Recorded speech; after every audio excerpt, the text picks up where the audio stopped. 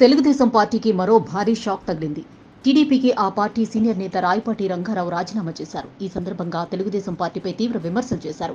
Telugu Desam party ఒక దిక్కుమాలిన party అని దుయ్యబట్టారు.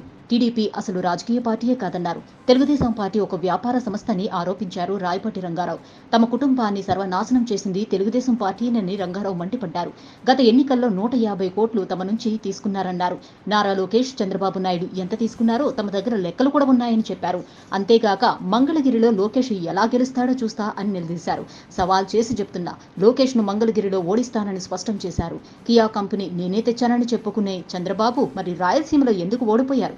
గత ప్రభుత్వంలో ఎస్సీ నియోజకవర్గాల్లో ఎమ్మెల్యేలను చంద్రబాబు, లోకేష్ ఎక్కడ పనిచేయనిచ్చారు? కన్నా లక్ష్మీనారాయణ ఒక్క కులానికి పనిచేస్తాడు, మేము అన్ని కులాలకు పనిచేస్తాము అని రాయపాటి రంగారావు వ్యాఖ్యానించారు. టీడీపీకి రాజీనామా చేసిన రాయపాటి రంగారావు తన రాజీనామా లేఖను చంద్రబాబుకు పంపించారు. ప్రస్తుత పరిస్థితుల్లో తాను పార్టీలో ఇమడలేనని తన రాజీనామా లేఖను ఆమోదించారని లేఖలో పేర్కొన్నారు. ఆయన కుటుంబ సభ్యులు ఆఫీసులో ఉన్న చంద్రబాబు ఫోటోను నేలకేసి పగలగొట్టారు. ఈ వీడియో ప్రస్తుతం సోషల్ మీడియాలో వైరల్ గా మారింది. కాగా నరసరావుపేట పార్లమెంటు స్థానాన్ని కూడా బీసీలకు కేటాయించాలని టీడీపీ నిర్ణయించినట్లు తెలియడంతో రంగారావు కుటుంబం టీడీపీని వీడుతున్నట్లు సమాచారం.